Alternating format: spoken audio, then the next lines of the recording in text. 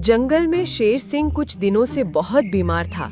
उसे वैद्य ने सख्त मना किया था कि वो कुछ दिन तक गुफा से बाहर न निकले। अरे यार, क्या मुसीबत है। जब से बीमार हुआ हूँ इसी गुफा में जिंदगी कट रही है। न जाने जंगल का क्या होगा। इसी जंगल में भुलक्कड़ गधा भी रहता था। उसे बातों को भूल जाने की बड़ी गलत आदत थी। वो इतना भुलक्कड़ था कि उसे कुछ देर क्या हुआ ये भी भूल जाता था। अरे यार, मैं फिर भूल गया। कहाँ जाना था? किस लिए निकला था? ये रास्ता कुछ देखा देखा लग रहा है। इस पर ही चलता हूँ। तभी उसे शेर की गुफा नजर आई। अच्छा, मैं अपने घर के लिए निकला था। चलो, बहुत देर से चला जा रहा हूँ। अच्छा हुआ मेरा घर आ गया। ये बोलकर गधा गुफा के अंदर चला गया। उसने देखा कि शेर बड़े आराम से सो रहा है। ओ तेरी, फिर से दूसरे के घर आ गया। क्या करूं इस भुलक्कड़ की बीमारी की? किसी दिन मरवाएगी। बेचारा कितना आराम से सो रहा है। तभी उसे एक सुनहरा ताज नजर आया। अरे वाह, ये क्या है? लगता है कोई पहनने की चीज है। देखो, इसकी इज्जत भी नहीं कर रहा है। चलो, मैं ही इसे पहनकर घूमता हूँ। ये बोलकर गधा ताज पहन लेता है और बड़ी शान से जंगल में घूमने लगता है।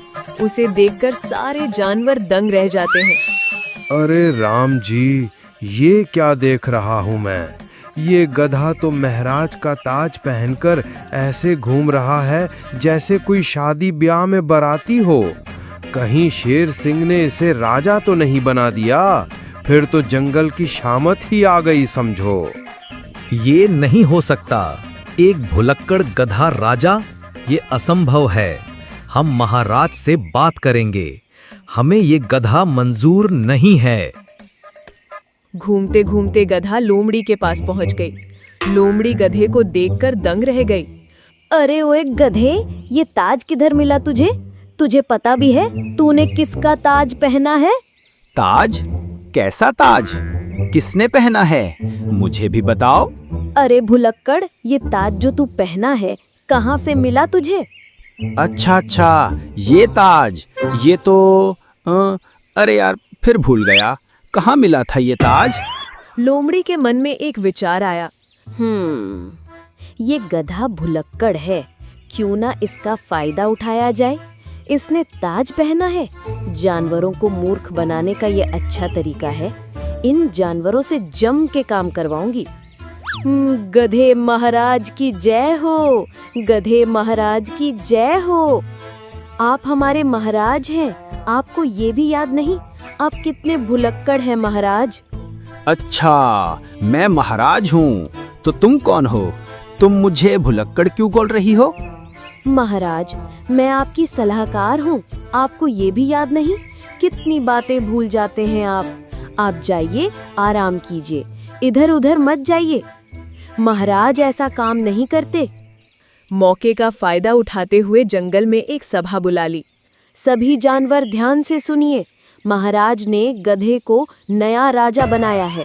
मुझे मालूम है वो बातें भूल जाते हैं, मगर महाराज को उनकी आदत पसंद आती है, जिसके कारण उसे राजा बना दिया है और मुझे गधे का सलाहकार बनाया है।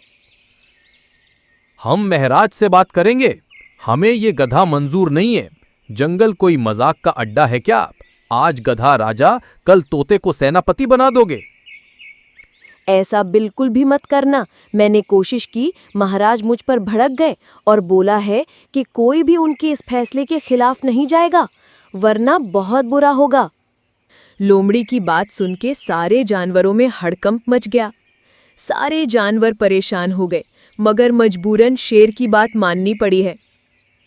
महाराज, क्यों ना इस जंगल में अब और नए नियम बनाए जाए?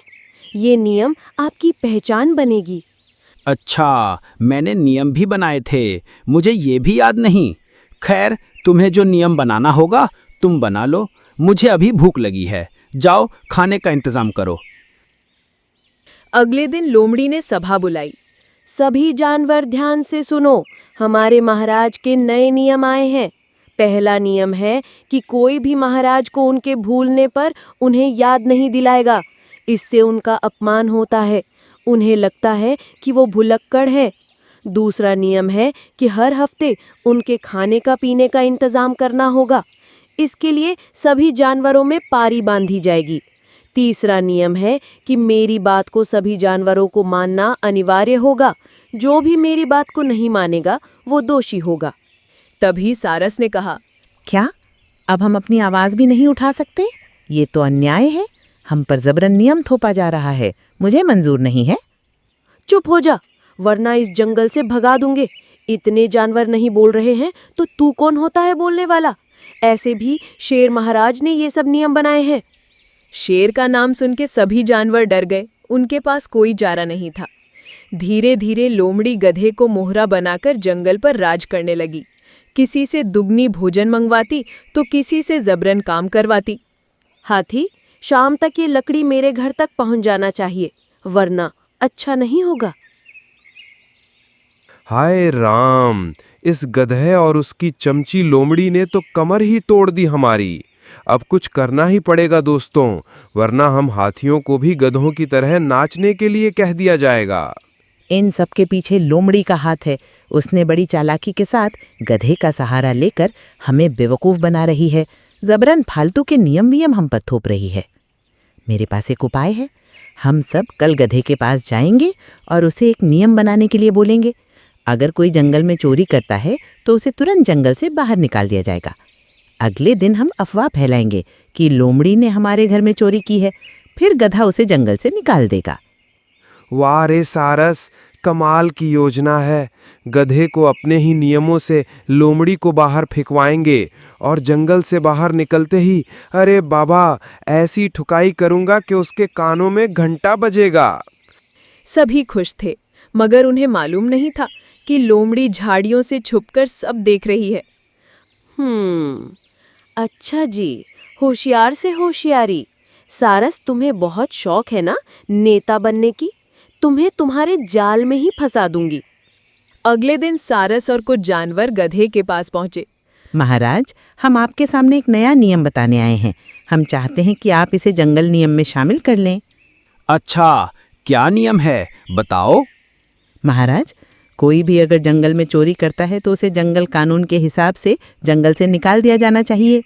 ये तो अच्छा विचार है। ऐसा नियम जंगल में होना ही चाहिए। अब मेरी सलाहकार ने बोला है तो अच्छा ही होगा। आज से इस जंगल में चोरी करना सख्त मना है। अगर कोई चोरी करता है तो उसे जंगल से निकाल दिया जाएगा। अगले दिन ही लोमड़ी सभा में चिल्ला चिल्ला कर बोलने लगी। महाराज, मेरे घर में चोरी हुई है। मेरे घर से अनाज चोरी हो गई है और मुझे घटनास्थल में सारस के पंख मिले हैं। सारस ये सुनकर दंग रह गई। अरे ये क्या? मैं जिस योजना से लोमड़ी को बाहर करना चाहती थी, उल्टा इसने वो योजना मुझ पर अपना दिया। कुछ कर सारस, वरना बिना मतलब जंगल से निकाली जाएगी। कुछ सोचने के बाद सारस ने कहा, महाराज, आप कितने भोले हैं। देखिए ना, आपने आज का नाश्ता भी नहीं किया।